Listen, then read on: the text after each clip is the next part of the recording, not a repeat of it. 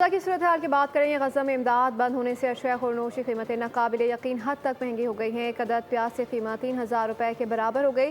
25 kilo आटे की बोरी 2,81,000 पाकिस्तानी रुपए के बराबर हो गई। इसराइल की बदमाशी बरकरार है और 2 माह से मुहासरे के बायस गजा में बुनियादी जरूरियात की मामूली अशिया लाखों रुपए के बराबर हो गयी। गजा में कहत की सूरत हाल के सबब प्याज किलो में नहीं टुकड़ों में बिकने लगी।